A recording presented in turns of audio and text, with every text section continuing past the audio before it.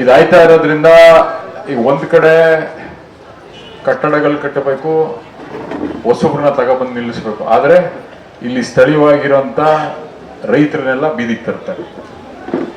ಈಗ ಇದು ಉದಾಹರಣೆ ನಿಮ್ಗೆ ಕೊಡ್ಬೇಕು ಅಂತ ಹೇಳಿದ್ರೆ, ಈಗ ಡೆಲ್ಲಿ ಪಕ್ಕ ನೋಯ್ಡಾ ಅನ್ನೋದು ನಿಮ್ಗೆ ಗೊತ್ತಿರುವಂತದ್ದು. ಆ ನೋಯ್ಡಾ ಅಲ್ಲಿ ಹೋದಾಗ್ಲೂ ಅಲ್ಲಿ ನೀವು ನೋಡಿದ್ರೆ ಅಲ್ಲಿ ಸುಮಾರು ಜನ ರೈತರು ದುಡ್ಡು ಕೊಟ್ಟು ಅವರ ದುಡ್ಡು ಇಸ್ಕೊಂಡು ಲ್ಯಾಂಡ್ಗಳನ್ನ ಕೊಟ್ಟರು. ಸುಮಾರು 90% ರೈತರು ಇವತ್ತು, ಅದಾಗಲೇ ಹಲವಾರು ವರ್ಷಗಳಾಯ್ತು ಇದು ಮಾಡಿ, ಇವತ್ತು ಅದೇ ಜಾಗದಲ್ಲಿ ಏನು ಬರೀ 2 ಕೋಟಿ 3 ಕೋಟಿ ದುಡ್ಡು ಸಿಗ್ಲಿಲ್ಲ ಅವ್ರಿಗೆ. ಆವಾಗಿನ ಕಾಲದಲ್ಲೇನೆ 10 ಕೋಟಿ 15 ಕೋಟಿ 20 ಕೋಟಿ ಇಂಥ ದೊಡ್ಡ ದೊಡ್ಡ ದುಡ್ಡು ಸಿಕ್ತು. ಆದರೆ ರೈತರಿಗೆ ಆ ದುಡ್ಡನ್ನ ಖರ್ಚು ಮಾಡಿ ಇವಾಗ ಎಲ್ಲರೂ ಅಲ್ಲಿ ಸೆಕ್ಯೂರಿಟಿ ಕೆಲಸ ಮಾಡೋಕ್ಕೆ ಸೇರ್ಕೊಂಡವ್ರೆ. ಇದು ಆಗಿರೋಂಥ ನಮ್ಮ ದುರ್ದೈವ. ಅದು ಸಮಸ್ಯೆ ಆಗಿರೋದು. ಈ ತರ ರೈತರಿಗೆ ಏನ್ ಗೊತ್ತು, 6 ತಿಂಗಳಿಗೆ 3 ತಿಂಗಳಿಗೆ 1 ವರ್ಷಕ್ಕೆ ಅವ್ರಿಗೆ ದುಡ್ಡು ತಗೊಂಡು ಅದ್ರಲ್ಲಿ ಜೀವನ ಮಾಡೋದೇನು ಅಂತ ನಮ್ಗೆಲ್ಲರಿಗೂ ಚೆನ್ನಾಗಿ ಗೊತ್ತಿರೋಂಥದ್ದು. ಆದ್ರೆ ಏಕ್ದಮ್ ಒಂದೇ ದುಡ್ಡು ಕೊಟ್ರೆ ನಾವು ಏನ ಖರ್ಚು ಮಾಡ್ಕೊಂಡು ಅದನ್ನ ಏನ್ ಮಾಡ್ಬೇಕು ಅಂತ ಗೊತ್ತಿಲ್ಲದೆ ನಾವು ಖರ್ಚು ಮಾಡಿ ಮುಗಿಸ್ಬಿಟ್ಟು ನಾವು ಆಮೇಲೆ ಕೆಲಸ ಏನ್ ಮಾಡ್ಬೇಕು ಅನ್ನೋದು ಗೊತ್ತು.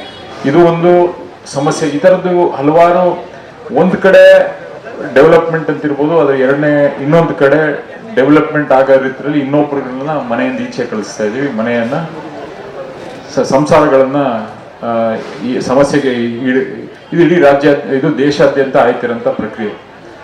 ಇದಕ್ಕೆ ಸರಿಯಾದ ಇಲ್ಲೇ ಬರೆದಿದ್ದಾರೆ, ರಾಜ್ಯದ ಭೂ ಬಳಕೆ ನೀತಿಗಳನ್ನು ರೂಪಿಸಬೇಕೆಂದು ಈ ಸಮಾವೇಶ ಒತ್ತಾಯಿಸಿದೆ ಅಂತ ಬರೆದಿದೆ. ಯಾವ ತರ ಅದ್ರ ಜೊತೆಗೆ ಏನು ಯಾವ ತರ ಆರ್ಥಿಕವಾಗಿ ರೈತರನ್ನ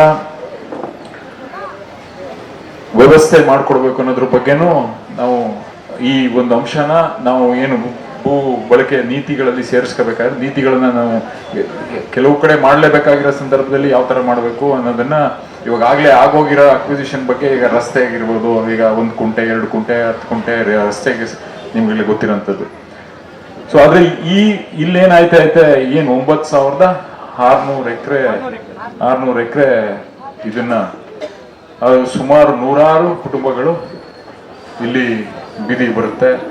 ಆದ್ರಿಂದ ಇದನ್ನ ರಾಜ್ಯ ಸರ್ಕಾರದವರು ಪುನರ್ ಪರಿಶೀಲನೆ ಮಾಡಿ ಅವರು ಯಾವ ರೀತಿ ಇದನ್ನ ಕ್ರಮ ತಗೋಬೇಕು, ಹಿಂದಕ್ಕೆ ತಗೊಳ್ಬೇಕು, ಅದನ್ನ ನಮ್ಮ ರೈತ ಸಂಘದಿಂದ ಮತ್ತೆ ನಾನು ಸೇರಿದಂಗೆ ರೈತ ಸಂಘದ ನಿಲುವೆ ನನ್ನ ನಿಲುವೆ ಅದ್ರ ಪ್ರಕಾರ ಹಿಂದೆ ತಗೊಂಡು ನಾವು ರೈತರಿಗೆ ಯಾವ ತರ ಅನುಕೂಲಗಳನ್ನ ಮಾಡಿಕೊಡ್ಬೇಕು, ಫಲವತ್ತಾಗಿರಂತ ಭೂಮಿ ಇಲ್ಲಿ ಜೀವನ ಕಟ್ಕೊಂಡು ಅವರು ಜೀವನನ ನಡೆಸ್ಕೊ ಬರ್ತಿದ್ದಾರೆ ಎಲ್ಲ ರೈತರು.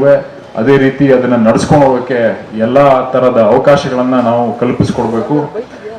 ಡೆವಲಪ್ಮೆಂಟ್ ಅಂದ್ರೆ ಒಂದ್ ಕಡೆ ಪ್ರಶ್ನೆ ನಾವು ಕೇಳಬೇಕಾಗಿರೋದು ಇಷ್ಟೇ, ಡೆವಲಪ್ಮೆಂಟ್ ಅಂದ್ರೆ ದೊಡ್ಡ ದೊಡ್ಡ ಬಿಲ್ಡಿಂಗ್ ಕಟ್ಟದ ಅಥವಾ ಹಳ್ಳಿಗಳಲ್ಲಿ ಆರಂಭ ಮಾಡ್ಕೊಂಡು ಅವರು ಅವ್ರವ್ರದ್ದೇ ಆದಂತ ಭೂಮಿಯಲ್ಲಿ ಉಳ್ಕೊಂಡು ಊಟ ಮಾಡ್ಕೊಂಡು ನೆಮ್ಮದಿಯಾಗಿರೋಂಥದ್ದು ಡೆವಲಪ್ಮೆಂಟ್ ಅನ್ನೋದು ನಾವು ಮೂಲ ಪ್ರಶ್ನೆ ನಾವು ಎಲ್ಲರೂ ಕೇಳ್ಕೋಬೇಕಾಯ್ತೀವಿ. ನೀವಾಗಲೇ ಸರ್ಕಾರಕ್ಕೆ ಹಲವಾರು ಮನವಿಗಳು ಕೊಟ್ಟಿದ್ದೀರಿ. ಅದೇ ರೀತಿ ನಾವುಗಳು ನಾನು ನಿಯೋಗ ಕರ್ಕೊಂಡು ಹೋಗೋಕ್ಕೆ ರೆಡಿಯಾಗಿದ್ದೀನಿ. ಕರ್ಕೊಂಡು ಹೋಗಿ ಅಲ್ಲಿ ಮಾತುಕತೆ ಮಾಡಿ ಯಾವ ತರ ಇದನ್ನ ಪರಿಹಾರ ಹುಡುಕ್ಬೇಕು ಅನ್ನೋದ್ರ ಬಗ್ಗೆ ನಾವೆಲ್ಲ ಒಗ್ಗಟ್ಟಾಗಿ ನಿಂತ್ಕೋಬೇಕಾಯ್ತು. ಕರುನಾಡು ಟೈಮ್ಸ್ ಚಾನೆಲ್ನಲ್ಲಿ ಸುದ್ದಿ ಮತ್ತು ಜಾಹೀರಾತು ನೀಡಲು ಈ ನಂಬರ್ಗೆ ಕರೆ ಮಾಡಿ.